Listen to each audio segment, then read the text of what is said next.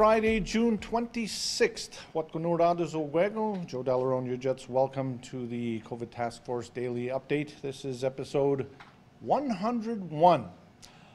And this being Friday, Lloyd Phillips will be here. Our commissioner will be giving kind of a weekly wrap-up, as he has been doing for the past 3 months now on Fridays. Generally speaking, that's what's been happening. But before we do that, there's some news this week that the Kahnawake Economic Emergency Measures Fund was extended, and she's been on before, but let's bring back Ietsénhaienhs Gina Deer to explain the extension, the reasonings, etc. Gina?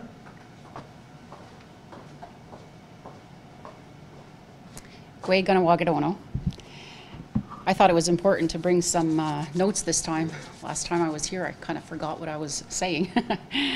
So things are slowly getting back to the norm. Today, actually, I had a visit with my favorite hairdresser, Allison. It just felt great. So slowly we're getting things open and back in operation. I wanted to give a little bit of update to the community because there has been an extension for the Kahnawake Emergency Relief Measures Fund. The extension is to the end of August, so we have not only an additional 90 days, but we have an additional $3 million added to the fund. We thought it was important not to have any pressures around the monies that are needed, because we cannot predict how this will play out over the next 90 days as the reopening takes place. To date, we have about 33% of the population that has gone back to work that were on the KERM fund. We are projecting by September at least 90%. Now, if projections fall through, it'll be great. If not, then we're going to have to revisit this. Right now, we have $6 million that's been given out in income securities. We have $350,000 that's been given out to the Business Interruption Fund, and we have $125,000 for basic needs. A lot of individuals ask where the funding is coming from, and we have different sources. So today, I just wanted to add some of the sources that we have, and the Department of Indigenous Services has added to some of the funding. The emergency measures reserves, the social assistance reserve, the donation from Mohawk Online, the business and economic development fund, and the contingency reserves. So these are some of the areas that we've pulled this money from in order to ensure that nobody is going to go without. It's basic needs that we're talking about.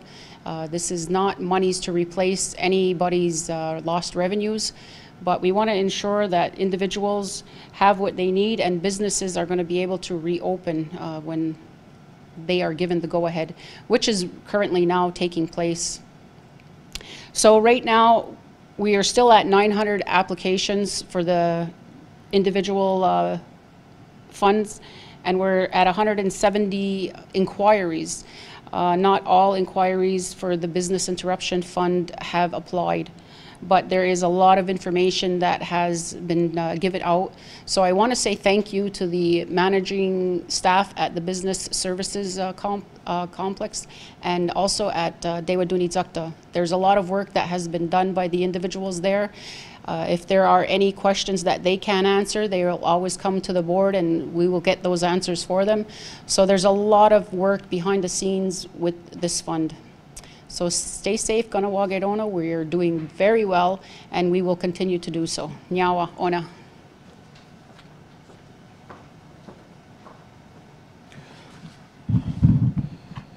Thank you very much, Gina, for that update. I'm sure the community was very curious to get some more details on how that fund is going, and I'm certainly glad to hear that it has been extended until August, and ensuring obviously that there is proper financial resources to support the community, in this time of need. Although there are developments and things are gradually reopening, as Gina mentioned, approximately 1/3 of the workforce has returned. There's still a significant amount of people who depend on this fund, and it will be there as long as hopefully as long as is required. But along those lines, we are in the process of the phase 2 of the reopening. We did, as we know, opened the allow for the green light for the hair salons and barber shop, therapeutic services, things of that nature have been up and running already. They are obviously put together their proper measures, and they are doing very well in their businesses. Matter of fact, I went to go see Legends this afternoon or this morning, and I got myself a haircut. So thank you to Sheridan and your crew over there. You're doing a great job with your safety measures. So keep up the good work.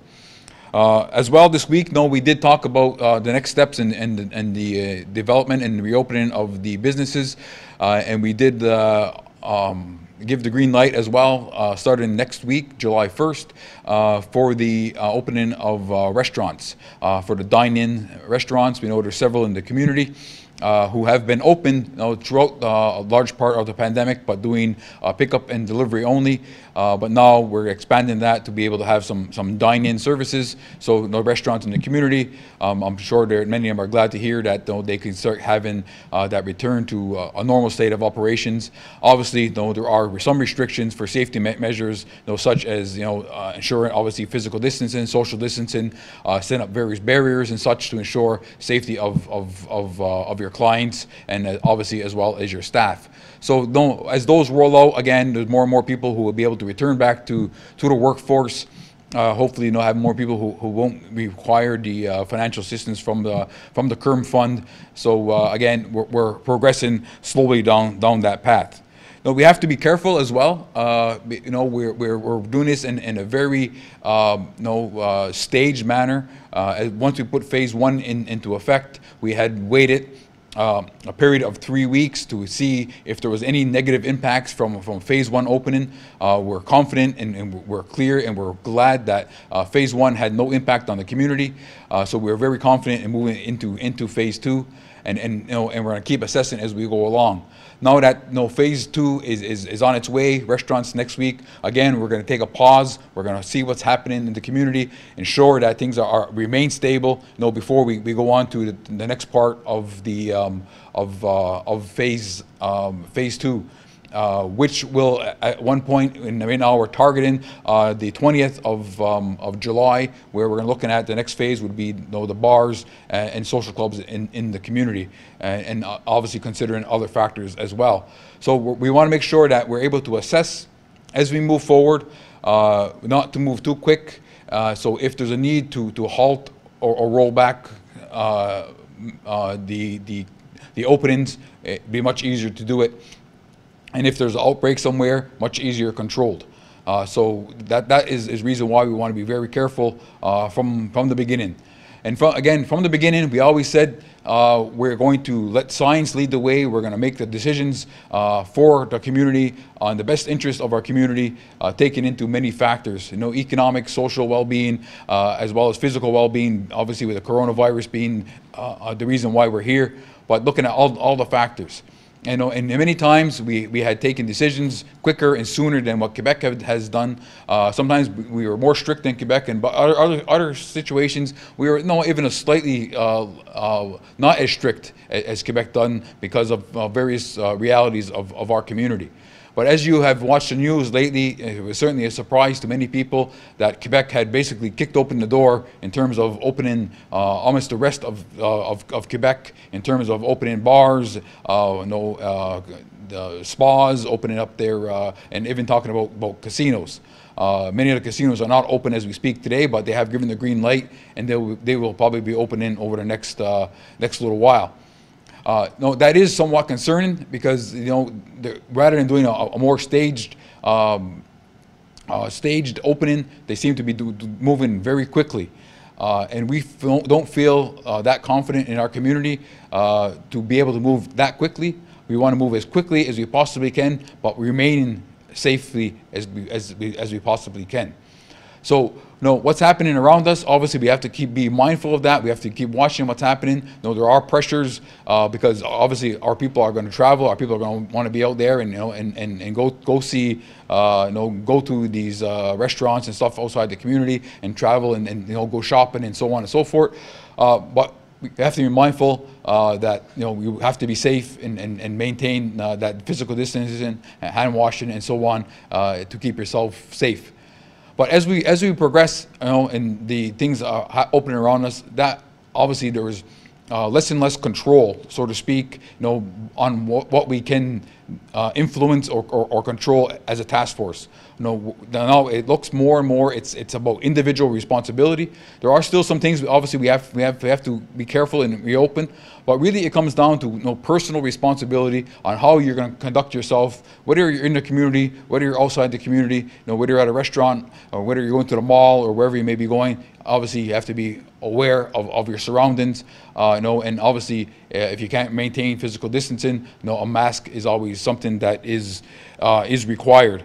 So there is that progression, and again, it's all about personal safety and what you feel safe within your own element, your own environment. Along the same lines as that, we had also expanded the amount of people who are available to or are permitted to be in your personal residence, personal property, to 10 people. For a while it was at 8. We felt comfortable moving the number up to 10, but now the big change there really is people are allowed to enter your home, obviously to visit and so on. Obviously, always maintaining that distancing is as the primary focus. Mind you, if that's something that you don't feel comfortable with, don't feel comfortable having somebody in your home, by all means, it's your home. It's your castle. You can make the decisions for yourself whether or not you want some individuals to be in your home. Externally as well, having larger gatherings is also permitted. Social distancing being the paramountcy, up to 50 people to be able to gather outside, for certain events and spectator and so on. So that's something that we also felt comfortable moving forward with. Some of the other areas that people were asking about, such as yard sales and similar items like that. Again, July 1st, those things will be permitted. People have indoor cleaning services that will also be permitted starting next week, as well as non-contact sports. Again, we had started to open up some of the recreational facilities in the community over the past couple of weeks. We had a lot of requests about organized sports, non-contact organized sports, for example, softball and baseball, basically they're redoing the playbook on how they do the sport in a safe way. A lot of different changes in the rules and regulations. Once those plans are submitted and they're reviewed, those sports will be able to commence.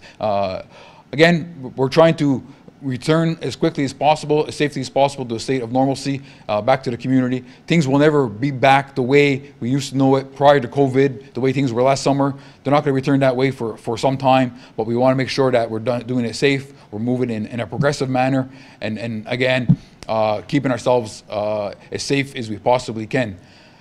More and more things that will develop over the next couple of weeks. Obviously, we're going to keep doing these Facebook Lives for the next little while, making sure that we keep you up to date as we possibly can. And obviously, if there is anything ever urgent that comes up, any urgent information that has to be shared with the community, we'll be here basically 24/7 if that is the case. So with that, Kahnawake, I'm not sure the weekend ain't going to be as nice as it was last weekend, but certainly having a little bit of downtime and relaxing with your friends or family is always a good thing. So with that, onigawahi, and I'll see you again soon.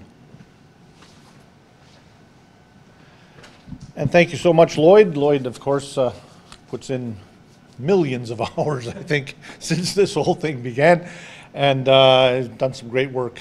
Just a little note, and we talk about returning to normal and opening up things. You really do have to be careful, because if you look what's happened south of the border, Florida and Texas have now closed down all of the bars, for example, and just in this last day or so, because of the surge in numbers. People get too confident, and they just stop being careful. We cannot do that. We are trying to protect, again, our most vulnerable people. Young people have to remember that. If you're just out there with lots of people who aren't paying attention, somebody gets it, you pass it on to your father and mother, maybe it goes on to your grandmother, and that's where we have big problems. So everybody, just please stay the course. Just a couple of notes before we go. last week, we spoke to a couple of young ladies from Ietsénhaienhs Community Services. Remember, if you're feeling stressed at all, you can always call them. They have different services available 24 hours a day.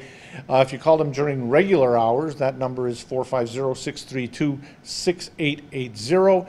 And you can even call during off hours, but you call the peacekeepers at 632-6505. And they will put you in touch with somebody if you really need to talk to somebody. So that service is always there. Also like to make a little correction. Earlier in the week, I mentioned Dewadunizakta. You could give them a call for the KERM funding information. And I mentioned the phone number, and my old friend Bud called up and said, hey, you said 632. It is 638-4280. And with that, we'll just leave you with a little something that happened today. If you're driving down the main road in Kahnawake, down near the rink, down at Orville Stand-Up Park, there was a little function going on. And basically, Public Works was thanking their staff for all the hard work they have done during this COVID-19 pandemic. So good stuff, guys. Take care, everyone. We shall see you on Monday. Have a good weekend. Yaokoa dano. Onigiwahi.